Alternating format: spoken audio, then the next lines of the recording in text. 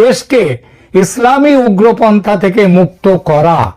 যেভাবে ইসলামী উগ্রপন্থী দলগুলো জামাতের নেতৃত্বে গত প্রায় 18 মাস ধরে দাপিয়ে বেড়াচ্ছে বাংলাদেশে, যেভাবে সংখ্যালঘুদের, ধর্মীয় সংখ্যালঘুদের ওপর অত্যাচার নেমে আসছে, হত্যা করা হচ্ছে তাদের মব জাস্টিসের নাম করে, সেই পরিস্থিতি থেকে দেশকে মুক্ত করা, এটা হচ্ছে প্রথম দায়িত্ব। এবং দ্বিতীয় দায়িত্ব, দেশে আইনের শাসন ও গণতান্ত্রিক ব্যবস্থা ফিরিয়ে আনা, অপরাধ ট্রাইব্যুনাল ও তার রায়কে অবৈধ ঘোষণা করা ও এই রায় বাতিল করে গণতন্ত্রের স্বার্থে শেখ হাসিনা ও আওয়ামী লীগকে দেশের গণতান্ত্রিক ব্যবস্থায় পুনরায় যুক্ত করা। এর সঙ্গে কিছু অন্যান্য বিষয় আছে, যথা ভারতের সঙ্গে সুসম্পর্ক বজায় রাখা, ব্যবসা বাণিজ্য, গঙ্গা তিস্তা পানি চুক্তি, এসব বিষয় আছে চীন ও পাকিস্তানের সঙ্গে সম্পর্ক কেমন রাখা হবে সেসব বিষয়। এবার দেখা যাক দেশে ফিরে তারেক রহমান যে বার্তা দিয়েছেন আজ, সেটা কতটা তার দায়িত্বের সঙ্গে মানিয়েছে বা সামঞ্জস্য রেখেছে। দেখুন, দীর্ঘ 17 বছরের নির্বাসিত জীবনের অবসান ঘটিয়ে বিএনপির ভারপ্রাপ্ত চেয়ারম্যান তারেক রহমান আজ ঢাকার গতকাল 25শে ডিসেম্বর ঢাকার পূর্বাঞ্চলের দেশবাসীর উদ্দেশ্যে যে বক্তব্য দিয়েছেন, সেটা 3টি মূল স্তম্ভের উপর ভিত্তি করে দাঁড়িয়েছে। 1, গণতন্ত্র স্থাপন। 2, নিরাপদ বাংলাদেশ গঠন, মানে যেখানে ভেতরে তাদের মধ্যে ভালো, সবার মধ্যে সম্পর্ক থাকবে, এবং জাতীয় ঐক্য। রহমান তার বক্তব্যে মার্টিন লুথার কিং জুনিয়রের আই হ্যাভ আ ড্রিম ভাষণকে অনুপ্রেরণা হিসেবে উদ্ধৃত করে তিনি বলেছেন, আই হ্যাভ আ ড্রিম, তার মতো তিনি বলেছেন আই হ্যাভ আ প্ল্যান। তবে তিনি সেই প্ল্যান বা পরিকল্পনার বিস্তারিতভাবে উন্মোচন করেননি, বরং তার বক্তব্যের সারাংশ ছিল দেশ পুনর্নির্মাণের জন্য সর্বশ্রেণীর মানুষের সম্মিলিত প্রচেষ্টার আহ্বান। তারেক রহমান তার বার্তায়, আগেই বলেছি, যে 3টি প্রধান যে থিম, সেটাকে এভাবে তুলে ধরেছেন। 1, নিরাপদ বাংলাদেশ নির্মাণ। তিনি বারবার এই বিষয়টিতে জোর দিয়েছেন যে নারী, পুরুষ, শিশু, সকল বয়স, শ্রেণী, পেশা এবং ধর্মের মানুষ নিরাপদে থাকতে পারবে এমন একটি দেশ গড়ে তোলা প্রয়োজন। অর্থাৎ ইসলামী দেশ নয়, তার থেকে দূরে সরে থাকার কথা তিনি বললেন। 2, তার কথার মধ্যে অন্তর্ভুক্তিমূলক জাতীয় দৃষ্টিভঙ্গি। বিশেষভাবে তিনি বাংলাদেশের বৈচিত্র্য স্বীকার করেছেন। পাহাড় এবং সমতলের মানুষ, মুসলমান, হিন্দু, বৌদ্ধ, খ্রিস্টান, সকলের সমান অধিকার এবং নিরাপত্তার কথা তিনি বলেছেন। 3 নম্বর, তার আজকের যে থিম, গণতন্ত্র, গতকাল যে ভাষণের যে থিম, গণতান্ত্রিক অধিকার পুনরুদ্ধার। তিনি 2024 সালের জুলাই আন্দোলন এবং শহীদদের কথা বলেননি, তাদের কথা স্মরণ করে বলেছেন যে আজ বাংলাদেশের মানুষ তাদের কথা বলার এবং গণতান্ত্রিক অধিকারের দাবি তুলছে। এই সম্বর্ধনা বক্তব্যে তারেক রহমান আওয়ামী লীগ বা জামাতে ইসলামের নাম সরাসরি উল্লেখ করেননি বা তাদের বিরুদ্ধে সরাসরি আক্রমণ দাগেননি, যদিও তার আগের বক্তব্য এবং বিএনপির অবস্থান সেটা যেটা বলে সেই বিষয়গুলি সম্পর্কে তার দৃষ্টিভঙ্গি কি সেটা বোঝায়, কিন্তু তারপরে তিনি অনেকটা পথ হেঁটে এসেছেন, এটা মাথায় রাখতে হবে। ইসলামী উগ্রপন্থার বিরুদ্ধে তার অবস্থানটা কি? নভেম্বরে বিএনপির দেশ করার পরিকল্পনা কর্মসূচিতে তারেক রহমান কি বলেছিলেন একটু দেখা যাক। সেখানে জামায়াতে ইসলামীর বিরুদ্ধে কঠোর মন্তব্য করেছিলেন। তিনি বলেছিলেন, যারা এখন মানুষের সমর্থন চাইছে, এই দেশের মানুষ তাদের 1971 সালে দেখেছে। খেয়াল করবেন কথাগুলো। তারা শুধু লক্ষ লক্ষ মানুষ হত্যা করেনি, তাদের সহযোগীরাও অসংখ্য মা বোনেদের সম্ভ্রম লুণ্ঠন করেছে। আমরা এটি এখনো ভুলতে পারি, কখনো ভুলতে পারি না। কবে বলেছেন এই কথাগুলো? এই নভেম্বরের একদম শেষে, গত নভেম্বরের। এই অবস্থান যে তার জামাতে ইসলামী এবং উগ্রপন্থা, নাম না করেও উগ্রপন্থা, ইসলামী উগ্রপন্থার বিরুদ্ধে এই অবস্থান তার আজকের বক্তব্যের সাথে পুরোপুরি সামঞ্জস্যপূর্ণ, যেখানে তিনি সর্বধর্মের মিলন, শান্তি ও শৃঙ্খলা বজায় রাখার উপর বিশেষ জোর দিয়েছেন এবং বিভিন্ন আধিপত্যবাদী শক্তির গুপ্তচরদের ষড়যন্ত্রের বিরুদ্ধেও সতর্কতা জানিয়েছেন। আওয়ামী লীগের বিষয়ে তিনি কি বলেছেন? তিনি সরাসরি নাম না নিয়েও আওয়ামী লীগের 15 বছরের শাসনকালে শত শত হাজারো গুম খুন তার কথা উল্লেখ করেছেন এবং 2024 সালের জুলাই আন্দোলনের শহীদদের প্রতি শ্রদ্ধা প্রদর্শন করেছেন। এটা একটা ট্যাকটিক্যাল মুভ। এই বার্তার কৌশলগত তাৎপর্য তাহলে কি? তারেক রহমানের আজকের বক্তব্য 3টি গুরুত্বপূর্ণ রাজনৈতিক সংকেত দেয়। 1, বিএনপির পুনর্নির্ধারণ। বাংলাদেশ জাতীয়তাবাদী দল ঐতিহাসিকভাবে নরম একটি ধর্মীয় দল হিসেবে পরিচিত। জামাত কঠোর ধর্মীয় দল, কঠোর ইসলামী ধর্মের দল, আর বিএনপি নরম ধর্মীয় দল হিসেবে পরিচিত। সংকীর্ণ রাজনীতির দল হিসেবেও এর পরিচয়। রাজাকারদের দল জামায়াতের রাজনীতির সঙ্গে এরা যুক্ত হয়েছে, থেকেছে, এদের পার্টনার ছিল। এখন নিজেকে সেই জায়গা থেকে সরিয়ে নিয়ে এসে বিএনপি একটি অন্তর্ভুক্তিমূলক বহুজাতীয় দল হিসেবে অবস্থান করছে। এটি জামায়াতে ইসলামের মতো ইসলামপন্থী দলগুলোর বিরুদ্ধে একটি স্পষ্ট এবং কঠিন বার্তা। 2, নিরাপত্তা এবং আইন শৃঙ্খলার বিষয়টা নিয়ে কি বলেছেন? তারেক রহমান বারবার শান্তি এবং শৃঙ্খলা বজায় রাখার জন্য জোর দিয়েছেন এবং যুব সমাজকে ধৈর্য সহকারে মোকাবিলা করার আহ্বান জানিয়েছেন। এটা হিংসা ও চরমপন্থার বিরুদ্ধেও একটি স্পষ্ট সতর্কতা।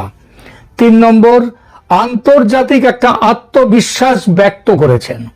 তার অন্তর্ভুক্তিমূলক বার্তা এবং গণতান্ত্রিক মূল্যবোধের ওপর যে জোর দেয়া হয়েছে ভাষণে, সেটা আন্তর্জাতিক সম্প্রদায়, বিশেষত ভারত যাতে বিএনপিকে একটি নির্ভরযোগ্য অংশীদার হিসেবে দেখতে পারে ভবিষ্যতে, সেই ব্যাপারটা সাহায্য করছে।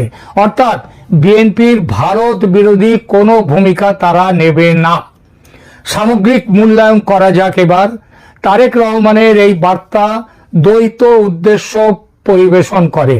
প্রকাশ্য স্তরে এটি সমস্ত জাতীয়তাবাদী এবং নির্দলীয় শক্তিগুলোকে একত্রিত করার একটি আহ্বান যেমন জানায়, এবং অপ্রকাশ্য বা গভীর স্তরে এটি একটি পরিষ্কার বার্তাও দেয় যে বিএনপি এবং এর নেতৃত্বে তারেক রহমান ইসলামী চরমপন্থা এবং কর্তৃত্ববাদী শাসনের বিরুদ্ধে নিজের অবস্থান নিতে চলেছে।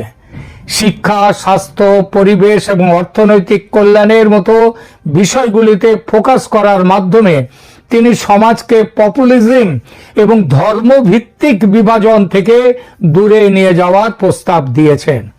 এই কৌশলগত অবস্থান বিএনপিকে ফেব্রুয়ারির আসন্ন নির্বাচনে একটি শক্তিশালী প্রতিদ্বন্দ্বী হিসেবে তুলে ধরতে পারে।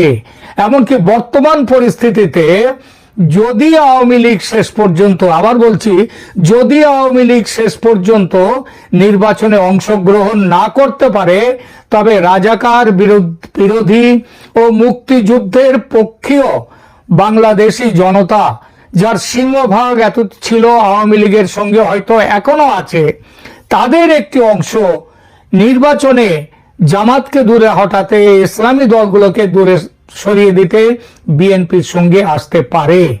নির্বাচনে জামায়াতপন্থীদের পরাজিত করতে আওয়ামী লীগের কিছু সংখ্যক কর্মী সমর্থকও বিএনপিতে আসবে। প্রিয় দর্শক, আমি আওয়ামী লীগের নির্বাচনে অংশগ্রহণের ব্যাপারে একটা সম্ভাবনার কথা এখনো পুরো বাদ দিতে পারছি না, কিন্তু এর পেছনে একটা সহজ রাজনৈতিক অঙ্ক আছে। বিএনপি ভারত সমঝোতায় তারেকের দেশে ফেরার ফলে বাংলাদেশের রাজনীতির হিসাব রীতিমতো উল্টে পাল্টে গেছে। যে জামাতকে কয়েকদিন আগেও খুব আত্মবিশ্বাসী মনে হচ্ছিল, সেই জামাত এখন বুঝেছে খেলা কঠিন হয়ে গেল। বিএনপি গত 1.5 বছর চাঁদাবাজি এবং অন্যান্য কারণে জনসমর্থন অনেকটা হারিয়ে ফেলেছিল মনে হচ্ছিল। তারেকের ফিরে আসা, ভারত ও আমেরিকার সমর্থন বিএনপির জনসমর্থনের গ্রাফকে ওপরে তুলতে শুরু করেছে এবং যত দিন যাবে এই গ্রাফ তত ওপরে উঠতেই থাকবে, জামাতের গ্রাফ নামতে থাকবে।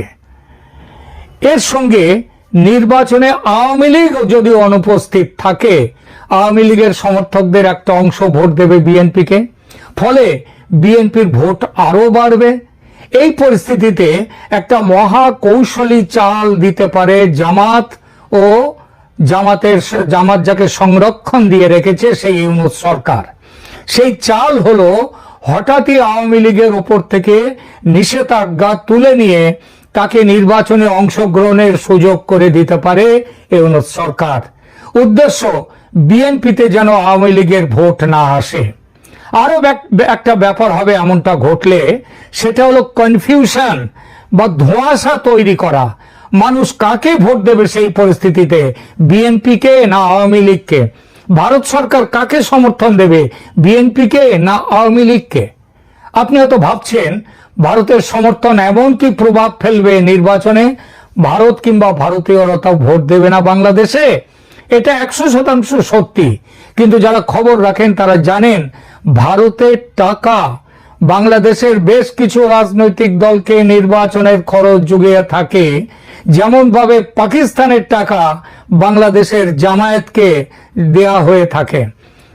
কিছু রাজনৈতিক দলকে নির্বাচনের খরচ যোগায় ভারতের টাকা, ভারত থেকে যাওয়া টাকা। এই প্রাপকদের মধ্যে প্রধানত আওয়ামী লীগ থাকলেও বিএনপি যেও একেবারে পায়নি, থাকেনি কখনো তা নয়। আর যতদূর মনে পড়ছে 1991 এর নির্বাচনে যেবার ভোটে শেখ হাসিনা হেরে যান এবং ভোটে জেতেন খালেদা জিয়া, ভোটে জিতে সরকার তৈরি করেন, সেবার ভারতের টাকা পেয়েছিল বিএনপি। উপসংহার টানি এই আলোচনার, তারেক রহমানের আজকের বার্তা সরাসরি আক্রমণাত্মক না হলেও এটি একটি শক্তিশালী বিবৃতি যা বাংলাদেশের রাজনৈতিক ভবিষ্যতের দিক নির্দেশনা প্রদান করে, যেখানে গণতন্ত্র, অন্তর্ভুক্তি এবং নিরাপত্তা এবং তাদের প্রতিবেশীদের সঙ্গে সহজ ভালো সম্পর্ক সেটা অগ্রাধিকার পাবে। আমার পরবর্তী প্রতিবেদন হয় আজ সন্ধ্যেবেলাতে এটা করব কিংবা কাল সকালে এটা করব। সেই প্রতিবেদনে আলোচনা করব তারেক রহমান আজকের সকালের বার্তায় সূর্যের আলো কিছুটা দেখিয়েছেন, এটা ঠিক, এটা সূর্য করজ্জ্বল সকাল ছিল, কিন্তু পুরো দিনটা যে সূর্য করজ্জ্বল থাকবে এমন নয়। একটি ঝঞ্ঝা বিক্ষুব্ধ দিনের ইঙ্গিত কিন্তু দেখা যাচ্ছে। আজকে বাংলাদেশে অন্তত 4টি খুন হয়েছে, হত্যা হয়েছে মব জাস্টিসের নামে। তার মধ্যে একটি হিন্দু ছেলে অমিত মণ্ডলেরও খুন করা হয়েছে, অনেকটা ওই দীপু দাসের মতো কায়দায়। সুতরাং একটা ইঙ্গিত কিন্তু দেখা যাচ্ছে ঝঞ্ঝা বিক্ষুব্ধ দিনের। তারেকের চলার পথ সহজ নয়। জামায়াতি ও ইসলামপন্থী দলগুলো মরণ কামড় দেওয়ার জন্য তৈরি। তীরে এসে তরি ডুবে যাবে এটা তারা মানতে চাইছে না, মানতে পারছে না, পারবে না। তাদের সঙ্গে রয়েছে ইউনূস সরকার, সেনাবাহিনী এখনো সরকার ও জামায়াতের সঙ্গে। তারা কি করবে এই সব মিলিয়ে আমার পরবর্তী এপিসোড। ইউনূস সরকারকে কি ভেঙে দেবে আমেরিকা এবং ভারত মিলে? সুতরাং এই সব মিলিয়ে আমার পরবর্তী এপিসোড, নজর রাখুন।